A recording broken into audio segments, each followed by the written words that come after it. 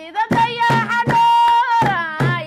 habeenadan ilaacay waa qalkii daruurta darmanta jalaayay ee dhawaan ku deeraya degmada